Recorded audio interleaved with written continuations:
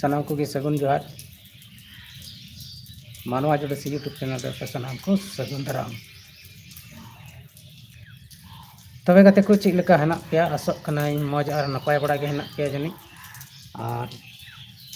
इन हूँ नपाय गे ताबना आदो तेहेना मौसम को अभी भेगार भेगार गे नेलोगोग कना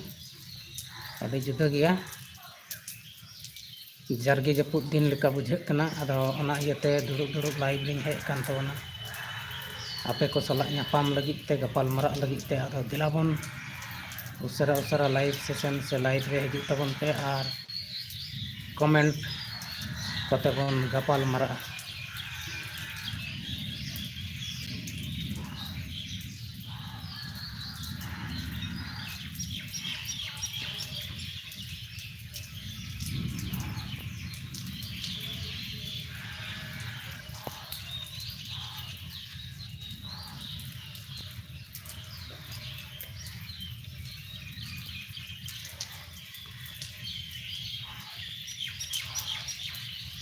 तबे गाते को तेहेना मौसम दो अभी जुदा गया जारगे जपुद दिन लेका सेटर कना होलुग कना और नोते आले से दोय दाग ए कनाय झारखंड राज्य से दो झारखंड राज्य गिरिडीह जिला से दो पूरा पूरी जपुद लगाव कदा आपे उदुग पे कना नेल दाड़िया कना पे नय नेल तबन पे ओका लेका दाग को जरवा कना दुआर से पे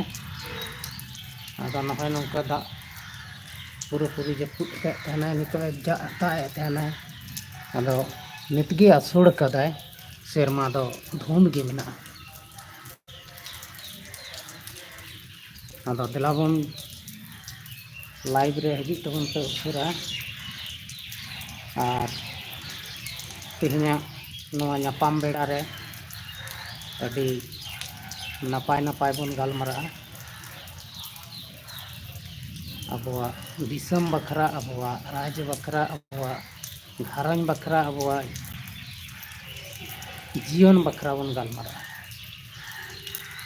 तबे गाते को नितो झारखंड राज्य रे मैया सम्मान योजना जहाँ दो हेमंत सरकार अगू का नवा बखराते थोड़ा गान बन गालमरा तबे मैया सम्मान योजना अभी गान गोगो हड़ को नाम केदा और आयमा गोगो हड़ बांग को नाम केदा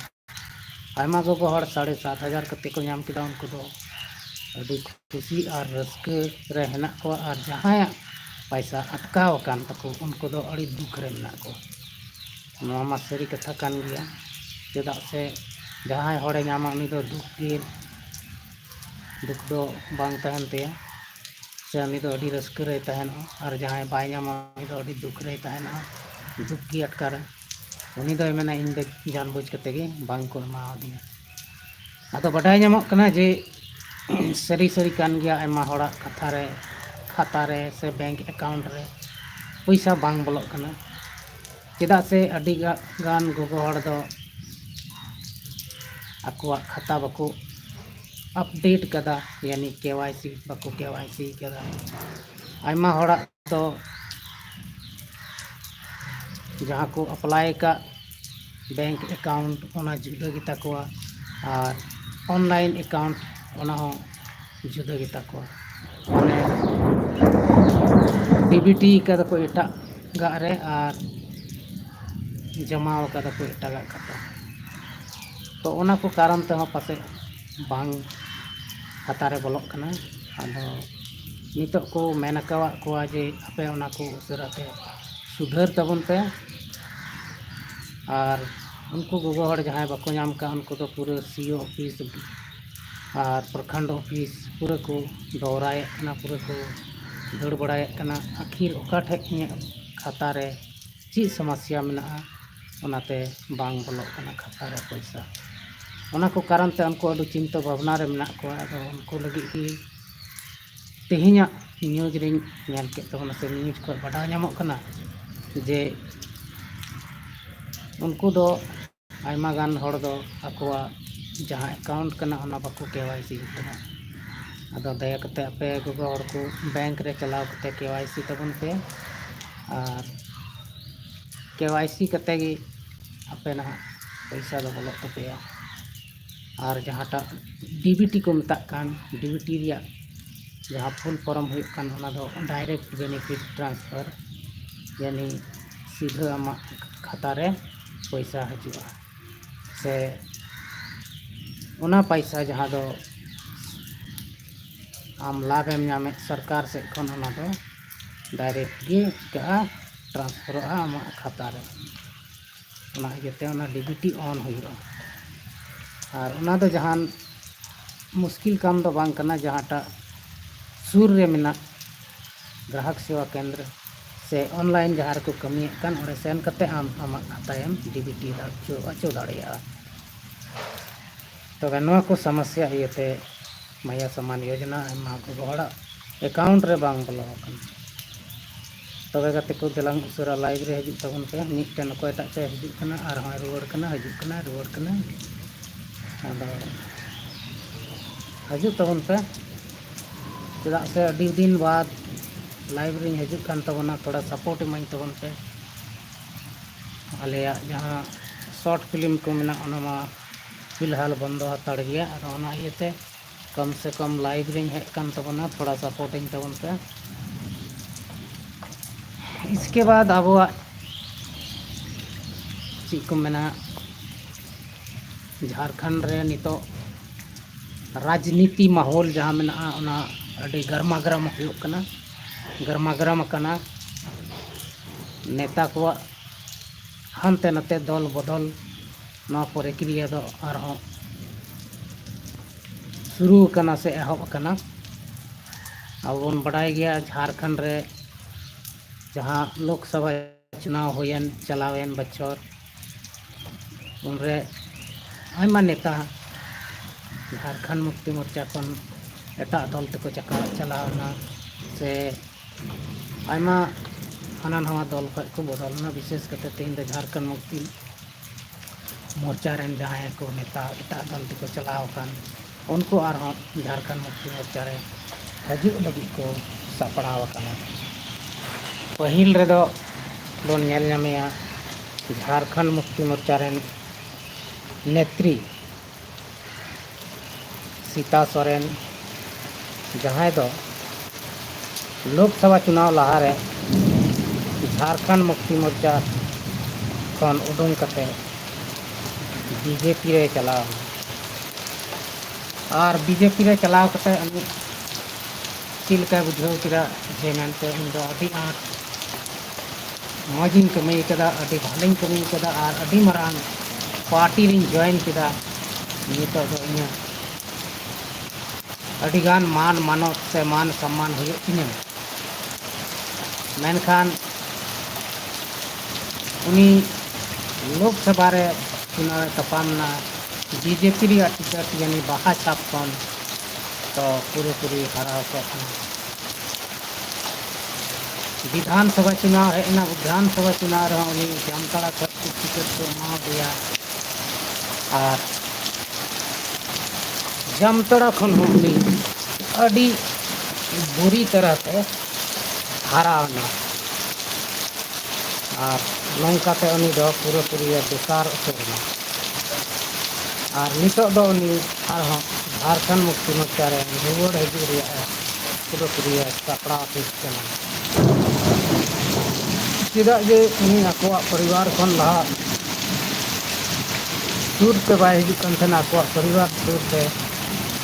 और नितो नेल नामोगो कना गोटा गे उनी कोरेन परिवार कुली कोरेन रुचि कोरेन अनहार हो यारते साथे सोशल मीडिया रे हमेशा नेल नामोगो कना और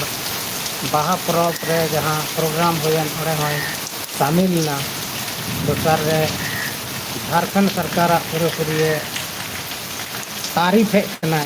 ओना इयते बढ़ाई जाओ कना सीता सोरेन दो आरहों झारखंड मुक्ति मोर्चा रे हेज कते पूरी मौज पे कमी रिया कुरुमुटु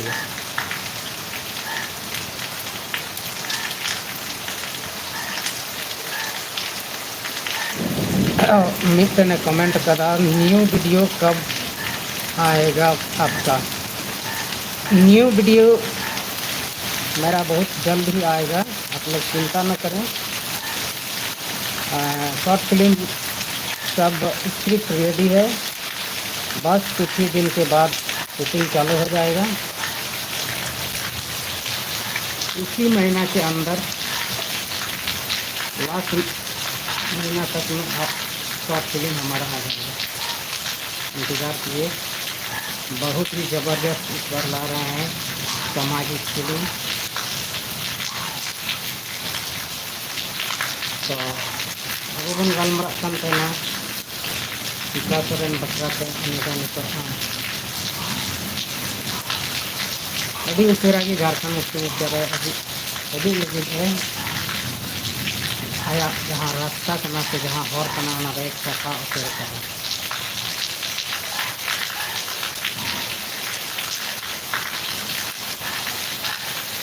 आशीष मत रहा तबे जाते को तेहन दो जोड़े दाग थोड़ा गान दाग बन नेलदा और आपे को से दाग से बांग थोड़ा लई तबन पे मा नेल तबन पे अकाल झमार झमार दाग ᱧᱩᱨᱩᱜ कना। आशीष भाई आप बताइए अपना एरिया में पानी पड़ रहा है कि नहीं, और कहाँ से आप बोल रहे हैं, कहाँ से वीडियो हमारा देख रहे हैं अभी लाइव वीडियो, थोड़ा सा आप बताने का कष्ट करेंगे। ᱧᱮᱞ ᱛᱟᱵᱚᱱ ᱯᱮ ᱛᱤᱱᱟᱹᱜ ᱟᱸᱴ ঝামার ঝামার ᱦᱩᱰᱩᱨ ᱫᱟᱜ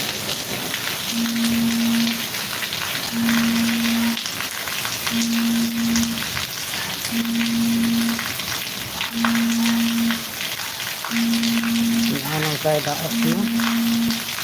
ᱟᱹᱰᱤ ঝামার ঝামার। तबे गाते को निया हाली दो नय नौका झारखंड रे अभी गान मुश्किल पैदा होना तो मुश्किल दो चीन मता झारखंड मुक्ति झारखंड नौका गे हुयुग तहना पासे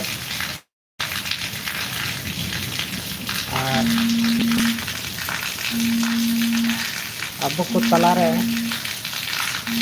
अरे कॉल हजू कान तुम थोड़ा गान काटे तबना। हाँ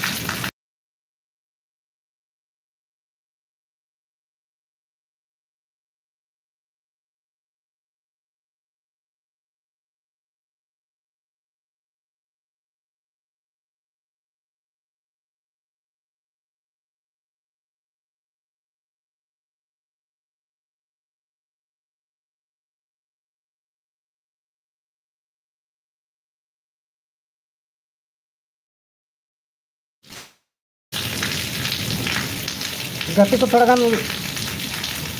मुश्किल हो लेना, थोड़ा गान कॉल हेन इमरजेंसी रिसीव करना और अगला और उसरा लाइव हजू तबन पे बिना डिस्टर्ब तबन गलमारा।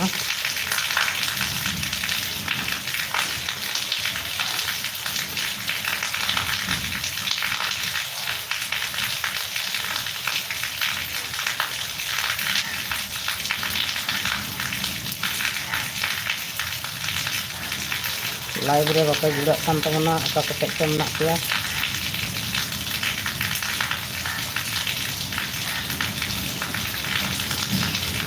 मिटन बातला कथा बन गलमारा। अब भारत दिसम और को मेनदा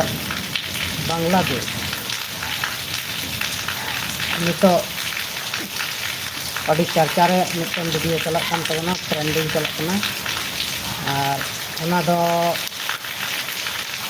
अब भारत दिसम रेन मिटन हर कोड़ा बांग्लादेश रेन मिटन जोल्हा कुड़ी नुकिन इंस्टाग्राम रे नापाम कते किन दोस्तीना और 2018 खन और 2025 रे दकिन बापला कहा ना दो अभी रस्ते खबर कना चेदा ना दो पहली बार हुई कना तो मिटन जोल्हा कुड़ी मिटन हर कोड़ा रे जाए कना बखान एकान सोशल मीडिया रे बन नेल नामे कहना जे हर कुड़ी जोल्हा कोड़ा हर बहु कुड़ी जोल्हा कोड़ा नुकु को विशेष दोबन नेल नामे कहना अदो नितो पहली बार होई कना जहां दो प्रकाश पावल टुडू मिटन साथी ᱧᱩᱛᱩᱢᱟᱱᱤ ᱡᱚᱞᱟ ᱠᱩᱲᱤᱭ ᱟᱹᱜᱩ ᱠᱮᱫᱮᱭᱟ ᱟᱨ ᱩᱱᱤ ᱡᱚᱞᱟ ᱠᱩᱲᱤ ᱫᱚ ᱵᱷᱟᱨᱚᱛ ᱛᱮ ᱦᱮᱡ ᱠᱟᱛᱮ भारत दिसम ᱨᱮᱜᱮ ᱠᱤᱱ ᱵᱟᱯᱞᱟᱭᱮᱱᱟ उनी दो आयाग ओड़ाग दुआर बगी कते भारत दिसम ते हेज एना और नोडे किन बापलायना और नितोग दो अभी रस्के रे हेनाग किना और उनकिन पूरा वीडियो को किन बनाएत कना सोशल मीडिया रे पूरा एक्टिव गे हेनाग किना आदा गाते को सारी आबोरन जहां कुड़ी गिद्रा को दुल्हा करे को जावाए कना उनको दो एकान लाभ से फायदा लगी को जावाए कना उनको तो दहो का तो उनको दिकू से दुल्हा उनको दो अब फायदा हमें लगी को दहो का चेदा से अब आदिवासी करे दो आरक्षण मेना और उना आरक्षण खन नौकरी चाकरी चुनाव इमान तिया आयमा को कमी और आरक्षण दो नुकु ठेन चेदा तो बाको सरकार बाय चाबाए जे अब बन बड़ाई गया जहाँ कुड़ी गिद्रे एटा ओड़ा चलाव लेन खा एटा ओड़ा जावाए लेन खा उनी दो ओना घारंज रेन से ओना समाज रेन हुई मेनखान अबोरन कुड़ी गिद्रे को आयमा जिला से जावाए कना मेनखान समाज भी को बदल का मेनखान अकोआ जहाँ लाभ कना ओना दो सरकार बाय रुकावे को बाय मनाए को और उनके को ओना लाभ को खोए कान गया अदा ना दो बहुत बड़ा गैर कानूनी हुई कना और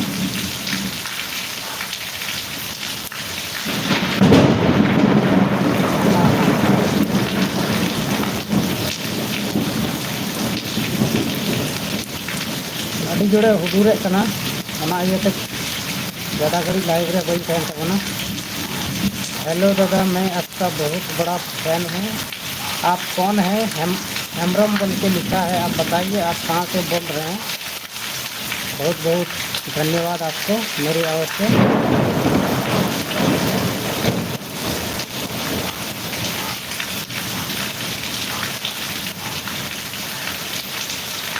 हेमरम बाबू आप बताइए कहाँ से बोल रहे हैं, कौन है, क्या नाम है आपका? और धनबाद का क्या नाम है आपका बताइए। बहुत बहुत धन्यवाद। अरे बाप रे, आपके उधर बारिश हो रहा है कि नहीं? इधर तो पूरा पूरी बारिश और बादल गरज रहा है। सुनील हेमरम बहुत बहुत धन्यवाद हमारे साथ बने रहें।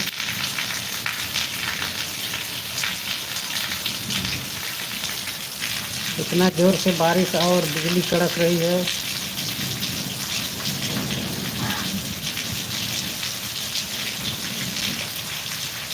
उधर बारिश नहीं हो रहा है, हम लोग के तरफ तो पूरा बारिश हो रहा है। आप लोग को हम दिखाएं वीडियो में भी, बादल भी गरज रहा है, आप लोग सुन पा रहे हैं बारिश की आवाज़ भी। इतना जोर से बारिश हो रहा है, अभी फिर से ठंडा बढ़ा दे।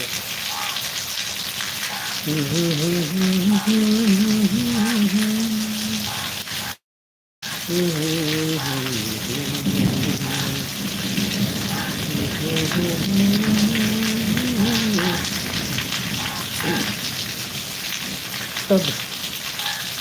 कहीं अभी जोड़े दाग कना।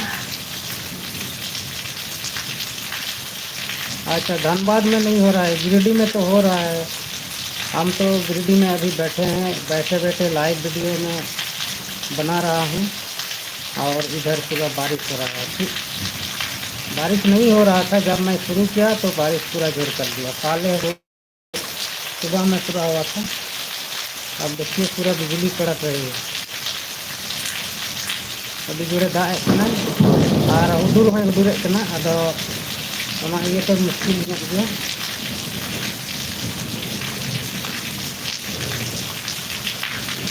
उदूर में पे आंजमेत तबना पते आंजमत कन गया।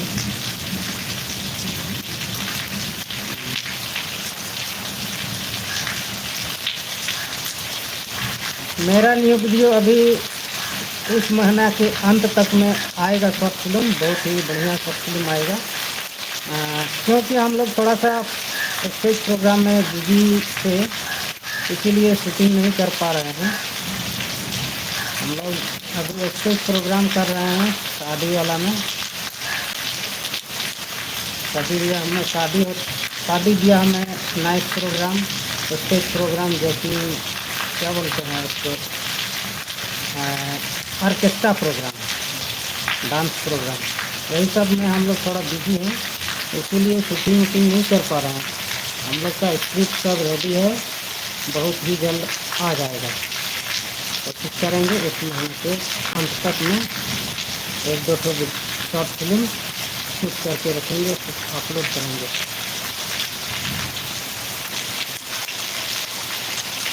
तब को अड़ी जोरे दाएं नोते दो और दाग इयते मुश्किल में बुझे हुडूर बिजली अद तेना लाइव सेशन वीडियो दो नोड़े मुचाद तबना। मा तब आपे सामान को मुचाद जोहार और तेना दिन रे आपे मौज नपाय पे तहन तबन पे नवा जे सिरजन बाबा तनी पाइजोना